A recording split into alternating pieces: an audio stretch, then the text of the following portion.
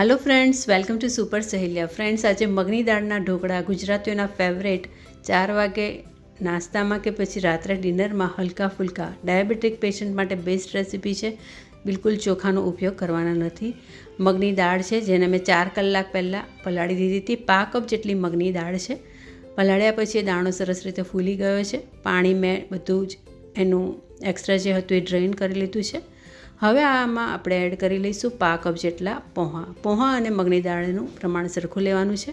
બટાકા પૌંહામાં જાડા પૌંહાનો ઉપયોગ કરીએ છીએ એ જ પૌંહા મેં લીધા છે। પૌંહા એડ કર્યા પછી એકવાર ફરીથી આ મિક્સરને આપણે પાણી એડ કરી અને ધોઈ લઈશું। બધું આ રીતે પાણી ધોઈને આપણે ડ્રેન કરી લઈશું। આમ કરવાથી પૌંહાની અશુદ્ધિ પણ દૂર થઈ જશે અને પૌંહા સરસ પલળી જશે। હવે આપણે આમાં એડ કરવાના છે બીજા ઇન્ગ્રેડિયન્ટ્સ, પણ મિક્સરના જારમાં પહેલાં આ લઈ લઈએ મિશ્રણ, જેથી આપણે એને ઝટપટ ક્રશ કરી અને ઢોકળા બનાવી શકીએ। બસ હવે ઢોકળા બનાવવાનું સાવ ઇઝી છે। બસ મગની દાળને પલાળવાનું જો યાદ રાખશો સવારે તો બપોરે 4 વાગે આ બહુ સરસ ટેસ્ટી ઢોકળા કે રાત્રે ડિનરમાં પણ એની મજા લઈ શકાય। 1 લીલું મરચું, આદુનો ટુકડો અને 5 લસણની કળીઓ એડ કરવાની છે। વાટતી વખતે આદુ મરચાં લસણ સાથે જ એડ કરી લેવું। રવો એડ કર્યો છે। અહીંયા એકદમ બારીક રવો મેં લીધો છે। થોડો મોટો હોય તો પણ ચાલે, આપણે એને ક્રશ જ કરવાનો છે। રવો મેં અહીંયા 1/2 કપ કરતાં થોડુંક ઓછો એડ કર્યો હતો અને હવે 1/2 કપ જેટલું પાણી એડ કરી લીધું છે। એડ કરવાનું છે હવે આપણે દહીં, 3 ચમચી જેટલું સાધારણ ખાટું દહીં એડ કરવાનું છે। વધારે ખાટા ઢોકળા ગમતા હોય તો થોડું વધારે ખાટું દહીં એડ કરી શકો છો। દહીં એડ કર્યા પછી મીઠું એડ કરી લઈશું। અહીંયા 1/2 ચમચી જેટલું મીઠું હું એડ કરું છું। બધા ઇન્ગ્રેડિયન્ટ્સ મિક્સ થઈ ગયા છે। હવે મિક્સરનું ઢાંકણું બંધ કરી અને એને ક્રશ કરી લઈશું। આ રીતે સરસ એને વાટી લેવાનું છે। સાધારણ દરદરું રહેશે તો એ ચાલશે। એને હવે આપણે એક આ રીતે વાસણમાં કાઢી લેવાનું છે। મિશ્રણની કન્સિસ્ટન્સી તમે જોઈ શકો છો। આ રીતે સાધારણ જાડું રાખવાનું છે। મોટાભાગના બધા ઇન્ગ્રેડિયન્ટ્સ આપણે વાટતી વખતે જ એડ કરી લીધા હતા, એટલે હવે આ મિશ્રણમાં આપણે અજમો 5 ચમચી જેટલો હાથેથી થોડો મસળીને એડ કરીશું અને થોડો યલો કલર આપણને ઢોકળાનો ગમે એટલે હળદર 3-4 ચપટી જેટલી એડ કરીશું। હળદર એડ કર્યા પછી એને બહુ જ સરસ મિક્સ કરી લઈશું। 5 થી 7 મિનિટ સુધી હવે આ મિશ્રણને આપણે ફેંટવાનું છે। એક જ ડિરેક્શનમાં ચમચી હલાવતા જાઓ કે પછી બીટર લઈ લો। મેં 2-3 ચમચી જેટલું પાણી એડ કરી લીધું અને હવે આ રીતે એને ફેંટવાનું છે। તો ખીરાની કન્સિસ્ટન્સી આપણે આ રીતની રાખવાની છે, સેમી લિક્વિડ ફોર્મમાં।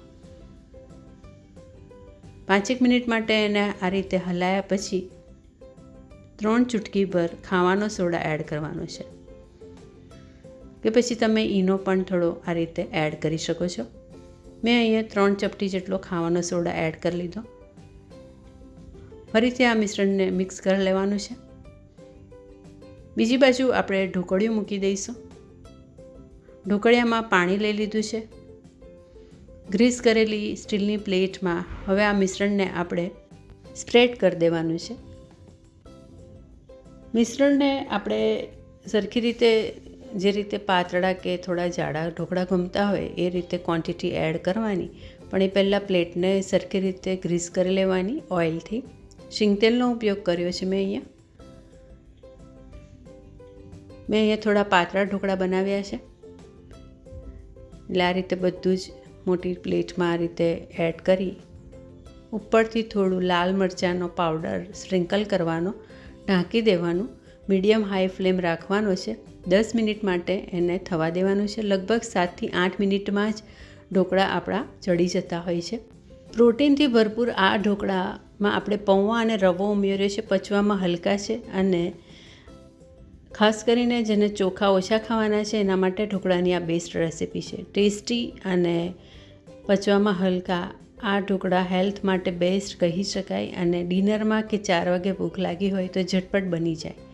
તો મગની દાળ પલાળવાનું ચૂકવાનું નહીં અને ઝટપટ બની જાય એવા આ ઢોકળાની રેસીપી જરૂરથી ટ્રાય કરજો. 7 જ મિનિટમાં સરખી રીતે આ રીતે ઢોકળા ચડી ગયા છે. ચાકુ કે ચમચી નાખીને તમે ચેક કરી શકો છો. ચોંટે ના એટલે સમજી જવાનું આપણા બહુ સરસ રીતે ઢોકળા ચડીને તૈયાર થઈ ગયા છે. ઢોકળા ઉપર આ રીતે સિંગ તેલ સ્પ્રેડ કરીને ખાવાની બહુ જ મજા આવશે અને ઉપરથી કોથમીર સુધારીને એડ કરવાના. તો મગની દાળના ઢોકળાની આ રેસીપી ઝટપટ નાસ્તા માટે બેસ્ટ છે. બસ ખાલી દાળ પલાળવાનું ચૂકવાનું નહીં. રેસીપી કેવી લાગી કોમેન્ટ કરજો. જોતા રહેજો સુપર સહેલિયા. ફરી મળીશું નવી રેસીપી નવી સહેલી સાથે. તો ઘરના જ ઇન્ગ્રેડિયન્ટ્સમાંથી ઝટપટ બની જાય એવી રેસીપી જોવા માટે ચેનલને સબસ્ક્રાઈબ ન કરી હોય તો ચોક્કસથી સબસ્ક્રાઈબ કરજો. Thank you once again. તો જુઓ મસ્ત આપણા સોફ્ટ અને જાળીદાર ઢોકળા તૈયાર છે.